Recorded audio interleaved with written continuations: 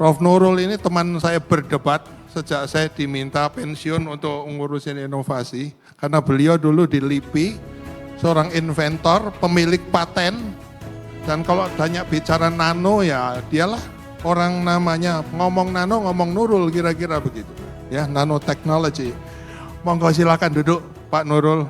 Ya, nah setelah beliau di LIPI menjadi birokrat kepala pusat inovasi LIPI, kami sering bareng-bareng jadi kesana kemari untuk memprovokasi litbang yang lain gitu ya bro, sama universitas. Out of the blue, Pak Nurul mengatakan saya mau go public. Kan bikin semaput saya dong, ini orang saintis ini apaan sih gitu ya. And it happens. Menjadi satu seperti yang pertama di Indonesia perusahaan go public yang keluar dari ranah litbang. Jadi terpaksa saya harus mengambil falsafah Jawa ke Bonyo Sugudel. Pak piye itu janjane ilmumu itu kan. Untuk itu mari kita berikan aplaus yang besar untuk Pak Nurul untuk keingin berbagi pada kita semua. Monggo Pak Nurul. Terima kasih Pak Kris, ini guru saya, senior saya yang ngajarin saya, bimbing saya. Dan yang kami hormati Bapak Ibu pimpinan, Pak Oto Juriro, ini apa cita-cita saya ini, apa namanya istilahnya kayak orang masa depan saya. Alhamdulillah bisa hadir. Juga Pak Aswin, mungkin teman ini ya Pak yang ngobrol penelitian dan Bapak sekalian pimpinan perusahaan dan rekan-rekan semuanya. Izin ini saya memang latar belakang peneliti karena sebelumnya saya dari LIPI, Lembaga Ilmu Pengetahuan Indonesia. Programnya Pak Habibie, S1, S2, S3 di Jepang. Kemudian 4 tahun saya kerja di perusahaan Jepang. Kemudian balik Indonesia 2004, 2005 saya baru mendirikan pusat penelitian, kelompok penelitian nano gitu ya, kecil-kecilan. Nah, karena nano kecil gitu ya. Kalau meskipun PT Nanotech Indonesia Global TBK, meskipun sudah TBK, karena masih nano ya jadi kecil ya, nggak bisa besar, Bapak sekalian. Kalau gitu, Bapak sekalian izin menyampaikan sudah materi saya sedikit 10 menit ya Pak ya, kira-kira. Judul ini kan bercerita Bapak sekalian ya, karena saya latar belakangnya sekarang saya dari peneliti, ilmuwan gitu ya. Nanotech Innovation Journey, ini perjalanan kami jungkir balik ya, seorang peneliti, kami punya sekarang 57 paten, gimana sih dibawa ke komersial gitu ya. From zero, dari nol ke nano moga-moga nanti ke hero ikut-ikut Pak Toto. Bapak sekalian, nanoteknologi semua tahu dari 12 teknologi akan disrupt. Termasuk teknologinya IT-nya Pak Toto ya. Kami juga insya Allah nano juga ikut-ikut disrupt, tapi karena nano mungkin kecil kali ya disruptnya. Dan ini menjadi bagian penting ya, dan tadi sudah disampaikan oleh Pak Aswin bahwa Indonesia ini kaya raya, herbalnya nomor 1 di dunia kalau kita masukin variasinya ya. Tanaman-tanaman atau yang ada di laut ya, termasuk ikan dan lain sebagainya kita masukin, kita menjadi negara yang nomor 1 di dunia. Dan ini menjadi peluang bagi saya seorang teknologi nano, mengerti tentang nano, bikin powder, wah ini bahan bakunya banyak banget di Indonesia. Nah, sehingga bagaimana sih bahan baku yang kaya raya ini kita kasih sentuhan teknologi gitu, yang akan menjadi bahan baku yang ada di dunia ini. Dan bisnis bahan baku ini sangat luar biasa sih dunia ini. Kita jual dengan harga 2.000, 3.000 ya Bapak sekalian. Ternyata kalau di nano kan bisa 1 juta, 2 juta. Ini kan kalau Bapak sekalian bisa membantu menjual biar saya yang produksi, kan bagus gitu maksudnya gitu ya. Nah misalkan kulit manggis misalkan, ternyata manggisnya yang kita makan enak, ternyata kulitnya lebih enak lagi gitu kalau dinanokan gitu ya Bapak sekalian. Dan harganya bisa 2 juta gitu kadang-kadang. Maksud saya nilai tambahnya tinggi. Nah ini Bapak sekalian para pengusaha-pengusaha apa tidak tertarik gitu ya jualan bahan baku nano gitu kan. Nah itu mungkin kami siap bekerja sama.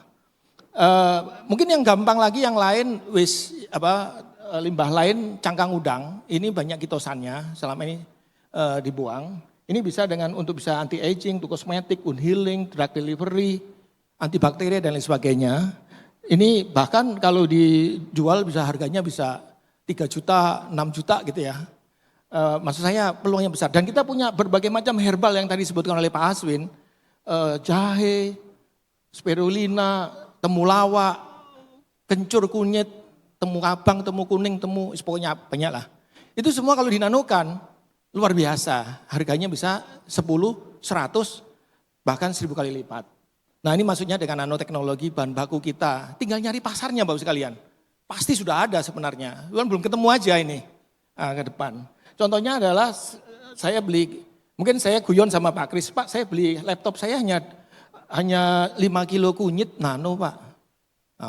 Mungkin gak percaya. Gak percaya kan? Sebaiknya tidak percaya Bapak sekalian. Biar bisnis ini saya aja, Bapak jangan ikut-ikut. Jadi bisnis ini biar kami aja. Atau mungkin laptop ini, HP kita beli dengan 1 kilogram ya kulit manggis. Mungkin nanti bisa dicek Bapak sekalian ya. Harganya nanokurkumin, berapa sih ini sebenarnya harganya ya? Di sini ya, bisa di-searching nih berapa harganya gitu. Maksud saya, ini produk-produk yang berbasis teknologi nano, ini nilai tambahnya sangat tinggi sekali gitu.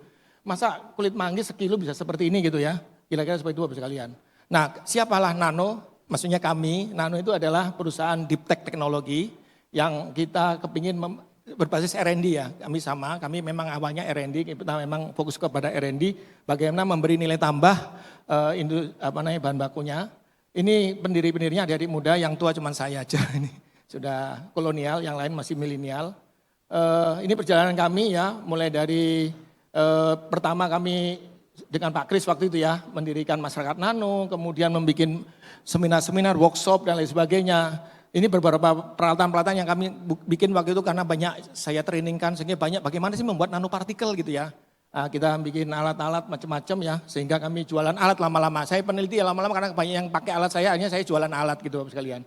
Kemudian berikutnya lagi kami mendirikan yayasan karena sudah terlalu banyak sampai saya ada masalah karena banyak masukin uang di LIPI gitu ya. Kan nggak boleh LIPI, nggak boleh bisnis kan. Akhirnya saya disuruh mendirikan startup Bapak sekalian. Tahun 2012 saya disuruh 2009 bikin startup. Bagaimana mentransformasi laboratorium ke industri. Nah ini perjalanan kami diinkubasi di BPPT, kemudian di LIPI. Terus mendirikan beberapa perusahaan-perusahaan. Ini beberapa perusahaan-perusahaan kita memang macam-macam ya. Karena nano pertama kecil, yang berikutnya macam-macam gitu ya. Nah itu nano.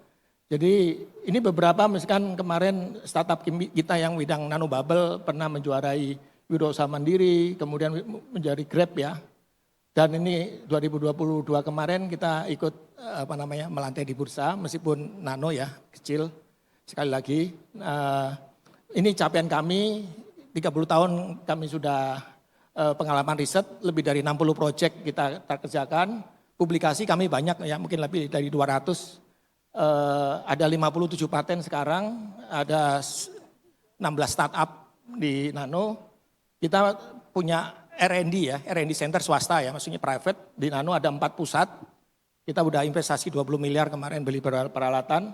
Dan ada 36 ini ya, ini 4 pusat yang ada di Nano, pusat life science, pusat applied fisik dan kimia, pusat material, dan pusat applied nano. Ini peralatan-peralatan yang barusan kami ini kan, kita punya atomic force microscopy, kita punya, ini mungkin satu-satunya di Indonesia ya, Raman spektroskopi misalkan, ini cukup mahal harganya. Dan ini penghargaan kami, sebagai terakhir kemarin revenue-nya enggak, kalau tadi Soho 7, kita baru 100 miliar Pak, 0,1 triliun. Baru kecil Bapak sekalian karena nano, kemarin melantai di bursa. Sekarang kita punya 2 pabrik, mini pabrik, kosmetik dan cat. Kemudian ada 2 kantor pusat, kita juga baru mengakuisisi perusahaan travel, dan kita juga memberi banyak beasiswa, lebih dari 300 orang yang kita kasih beasiswa untuk penelitian. Terima kasih. Assalamualaikum warahmatullahi wabarakatuh. Terima kasih Prof. Nurul. Saya kira cukup jelas dan cukup mengherankan gitu ya. Kok bisanya gitu. Jadi sebelum para audiens saya bertanya, saya mau mewakili mereka kalau boleh. 2 hal saja Pak Prof. Yang pertama adalah, ini orang bisnis bukannya belum mencoba loh ya, untuk berbicara dengan LIPI, BPPT, sudah.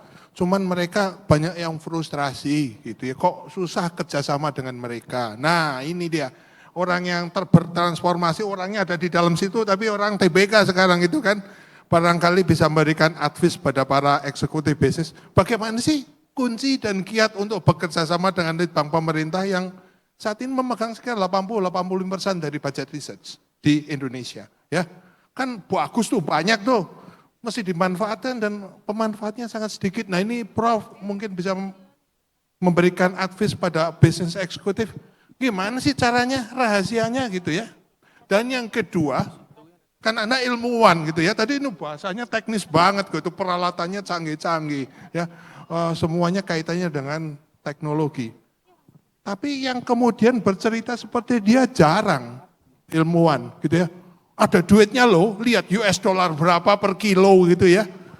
Nah sekarang apa nasihat Anda bagi para ilmuwan Indonesia supaya agak mata duitan begitu barangkali. Monggo Mas. Saya ikut berdiri ya karena ini biar panggungnya ini rame juga Bapak sekalian. Terima kasih. Jadi memang paling susah memang bekerja sama dengan, mohon maaf ya, karena saya peneliti ya. Di LIPI, kadang-kadang saya dulu sempat menjadi kepala Sains Teknoparknya Cibinong LIPI ya, nasional ya, bagaimana membawa hasil litbang para peneliti itu saya dorong supaya ketemu sama industri Bapak sekalian. Tapi memang berat, karena kenapa kok berat? Karena pertama mereka tidak memiliki jiwa entrepreneur, teknopreneur, dia nggak paham. Kalau mohon maaf ya, penemuan kalau bisa dibawa mati ya ilmunya. Kadang-kadang begitu, nggak bisa dialihkan kadang-kadang itu. Nah, kami berusaha memberikan kepada mereka pemahaman bahwa ini harus dialihkan ya kepada industri mitra. Memang di situ harus terjalin komunikasi yang baik, kepercayaan, trust itu menurut saya penting ya Bapak sekalian ya. Nah, kadang-kadang peneliti juga berpikirnya mungkin tidak seperti yang Bapak. Pengalaman saya di Jepang, saya 4 tahun di Pusat Penelitian Daerah Jepang, teknologi transfer, saya membidangi atau membawain 5.000 UMKM di Kagoshima Prefecture ya. Ini memang tidak mudah mempertemukan profesor saya itu kalau dipertemukan sama pengusaha, ini nggak nyambung. Maunya ya para profesor kalau bisa dia membikin belum apa-apa minta membikin pabrik, bikin apa ya habis uangnya buat bikin pabrik. Bisnisnya belum jalan udah minta dibikinkan ini, dibelikan alat, di mana macam-macam, padahal bisnisnya belum jalan. Nah, ini menjadi masalah besar ya kita. Makanya harus ada terobosan baru yang mana mungkin diuji coba. Bapak sekalian kan ini marketing ya, dicoba, dijual, izinnya nggak usah pakai klaim-klaiman dulu, kan mungkin efikasi ya Pak ya. Efikasi kan secara riset sudah, tapi untuk mendapatkan izin secara ini kan belum. Oleh karena itu kita bisa mungkin ya menjual dengan izin yang lebih di bawah dulu untuk mencoba tes market ya misalkan. Hal-hal seperti ini tidak pernah dilakukan atau mungkin sulit dilakukan. Tiba-tiba dananya besar Pak Kris. Dikasih dana sampai uji klinis Bapak sekalian. Mungkin pernah nggak Bapak sekalian uji klinis? Sudah dilakukan oleh teman-teman kita yang di perguruan tinggi atau di universitas atau mungkin di BPPT atau di LIPI. Begitu uji klinis selesai, menurut Bapak-bapak Ibu semua para pengusaha, kok kayak gini bentuknya? Saya maunya saset, jangan kayak gini. Ngapain uji klinis seperti ini gitu kan? Nah, tiba-tiba sudah habis banyak uji klinis, dananya udah dikasih, nggak jadi. Karena beda kebutuhan kalau di gini nggak laku ya. Nah, kira-kira kayak itu ya. Mohon maaf ini kami mengalami seperti itu karena sekarang saya jualan juga misalnya. Kami kan kebetulan kita punya mini pabrik ya, pabriknya masih nano, CPUTB ya. Jadi memang ternyata kita harus diuji pasar dulu. Mungkin nggak perlu ngeklaim lah. Orang tahu sendiri kok kosmetik nano dengan tidak itu. Oh ini nano bagus. Kita nggak usah ngomong itu nano juga belum bisa ngeklaim kan. Misalkan ya. Tapi dengan kualitas yang bagus saya pikir nanti akan bisa bagus. Nanti kalau sudah selesai baru kita maju untuk diujikan. Mungkin salah satunya itu. Kalau yang berikutnya lagi untuk para ilmuwan, nah ini memang benar nih. Ini akhirnya saya sendiri turun lapangan gitu. Untuk para ilmuwan memang benar Bapak sekalian. Para ilmuwan saya sarankan memang kalau bisa ketika penelitian, memulai penelitian itu sudah menggandeng industri. Terjadi hubungan yang baik sama industri. Jadi yang dibikin itu jangan kemauan kita, kemauan industrinya gitu ya Pak Aswin ya. Kemauan industrinya itu bikin produk seperti apa, jangan nggak karpet dewe menurut peneliti itu begini bukan. bentuk saset, bentuk apa, terus bagaimana rasanya, itu kan yang tahu para industri, kita harus ngikutin. Nah, mungkin kita bagian kontennya ya, misalkan efikasinya dan lain sebagainya itu kerjaan dari peneliti gitu ya. Nah, sehingga kita bisa ngikutin, jangan kadang-kadang penelitinya yang bikin produk, dan kadang-kadang juga belum penelitian itu bikin produk sampai jadi. Begitu jadi dikasihkan ke industri, ditolak semua sama industri. Maunya nggak kayak gini, industrinya maunya kayak seperti ini gitu ya. Jadi Bapak sekalian mungkin para peneliti kalau bisa memang ya ketika kita mau mengembangkan produk yang benar-benar yang merancang produk akhir itu harus permintaan dari marketing, itu maksud saya gitu. Memang benar-benar dibutuhkan, jangan sampai kita bikin selesai dikit aja, uji-uji kita udah nggak laku semua, uji-uji kita diulang lagi itu. Dan pengujian itu kan mahal, testing itu mahal. Itu sih Pak Kris untuk ini. Terima kasih. Terima kasih Prof. Saya juga mungkin pernah diajarin juga hal-hal lain, tapi yang sekarang saya ingin sampaikan pertanyaan pertama adalah, ingat Geoff Nicholson tadi, customer itu yang akan menentukan Anda akan jadi inovasi yang sukses atau tidak. Gitu saya kira yang dilakukan Prof, saya kira ya. Mau ya peneliti itu tanya, suka enggak gitu, itu mungkin yang kemudian juga bagi business eksekutif dan para periset di perusahaan juga sama. Jangan-jangan kemudian yang dipamerin Prof Nurul tadi kan, wah ini gua beli alat ini. Sebelumnya dia nggak ceritain tuh. Dia datang ke luar negeri, kerja sama sana sini, ujungnya bilang, boleh nggak gua pinjam untuk gua meneliti di Singapura, di Jepang, di mana? Harga murah tanpa beli alat. Setelah yakin barulah Anda beli alatnya gitu ya. Betul. Nah itu yang menurut saya sesuatu yang seringkali excuses dari peneliti. Oh kita nggak punya alatnya, mana bisa gitu lah. Ini akal-akalannya Prof ini menurut peneliti. Datang kerjasama penelitian universitas, litbang gede-gede di dunia. Ujung-ujungnya, boleh nggak gua ngetes kurkuma gua di sini? Kan gitu. Setelah yakin bisa berapa kali dengan harga yang murah bahkan gratis. Yakin gua alat ini kita perlukan, baru beli gitu ya Prof ya? Iya Pak. Itu yang menurut saya sesuatu yang kita harus pertimbangkan, bahwa innovation is not free. Tidak berarti kita harus invest di depan, kalau bisa enggak ya kalau bisa jangan gitu. Baik, mari saya ingin membuka forum baru untuk dua orang lain lagi yang mau kepo mengenai si Prof TBK ini, apa sih yang dia lakukan? Silakan dua penanya atau komentator kalau ada. Jangan takut. Enggak masalah, dia enggak gigit ya Prof. Ada pertanyaan? Sebelah sana, enggak ada? Ada? Satu orang mau membuka jalan, ada satu lagi? Jangan-jangan nggak ngerti nano Pak. Jangan-jangan udah jadi nano, iya, nanopartikel. Ya, udah satu saja. Oke, baik, monggo Mas, perkenalkan diri dan tanyanya apa? Halo. Cek.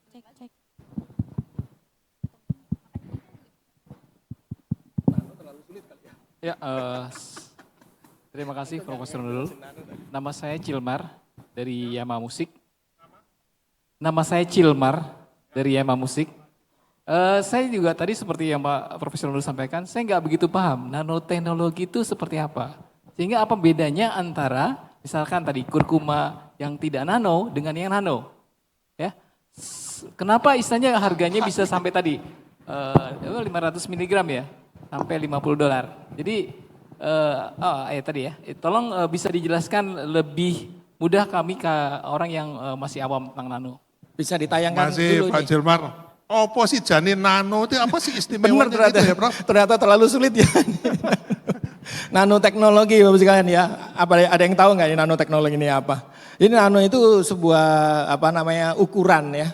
Kalau 1 meter nih ukuran kita kan setengah badan ini 1 meter. Kalau jadi 1 nano itu dibagi 1 miliar kali ya. Jadi ukurannya. Rambut ini 50 mikron. Kalau mungkin dijadikan 50 nano dibagi 1000. Jadi 1/1000-nya rambut ini itu ukuran nano. Rambut dibelah 1000, bukan dibelah 7. 7. Oke. Bisa ditayangkan lagi ini presentasi saya. Nanti ada contohnya. Kenapa kok kunyit atau kurkuma atau temulawak kalau dengan teknologi nano seperti apa sih? Bagus kan kalau gampang ya. Ini kalau orang-orang farmasi Eh, Kalau biasanya powder-powder bubuk-bubuk yang dibikin oleh Bapak sekalian dikapsulin itu paling 200 mes ya Bapak sekalian ya. 200 mes itu sekitar 70 mikron, 50 mikronan gitu ya. Memberikan itu ukuran rambut ya. Rambut ini ukurannya sekitar 50 mikron, 200 mesan ya. Nah kalau ini kita kapsulin, kita masukkan ke dalam, kita makan, maksudnya dalam di lambung, kena asam lambung ya.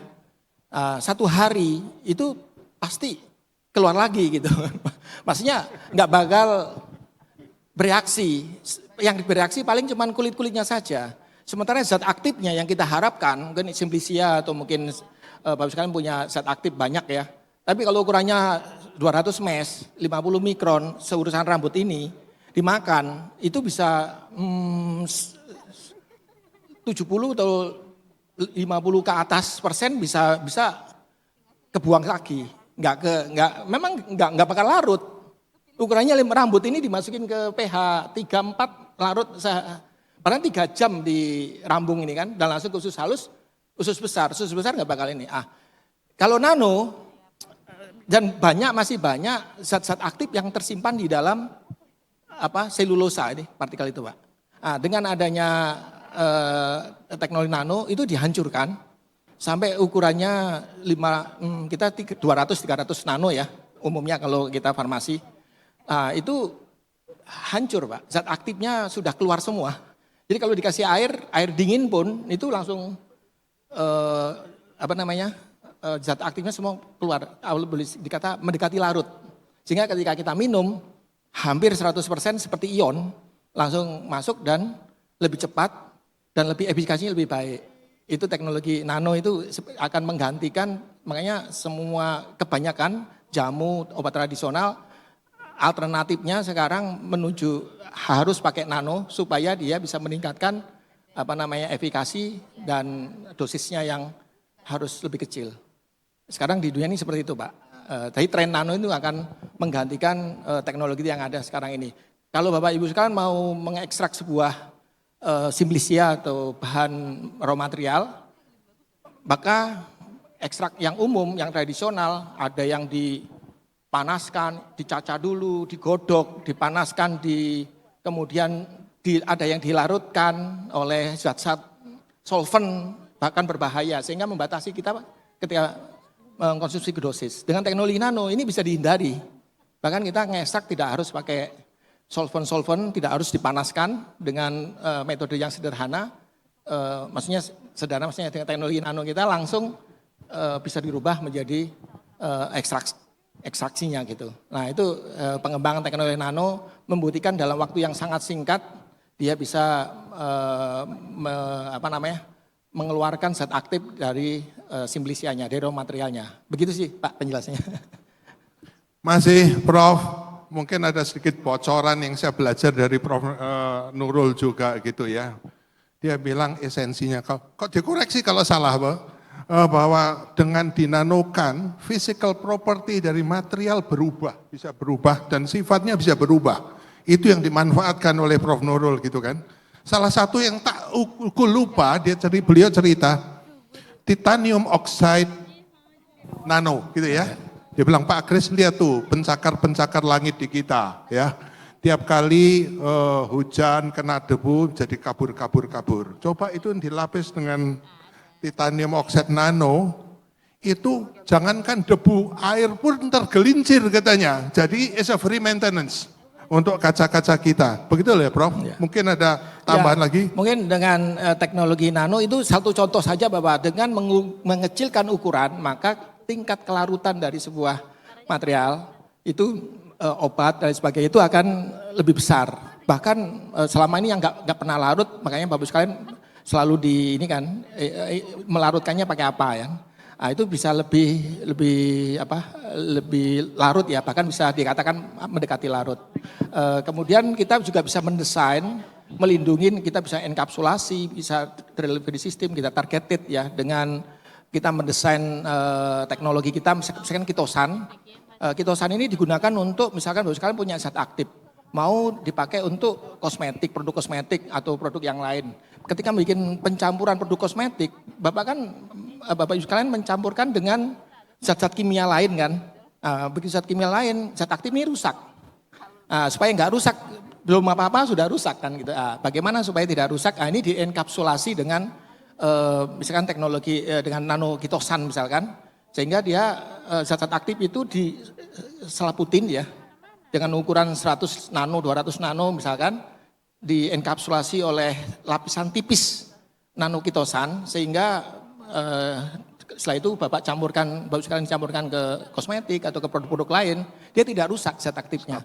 Sehingga ketika diimplementasikan, dia masih utuh dan bisa masuk langsung ke jaringan. Salah satu contohnya adalah teknologi nano itu mungkin seperti itu ya Bapak sekalian. Makasih Prof. Mari kita berikan aplaus untuk Prof. Nurul Taufikur Rahman. Terima kasih, moga-moga ada dimensi lain dari sisi sains bahwa ada sesuatu untuk berinovasi yang berbasis teknologi dan sukses. Terima kasih banyak.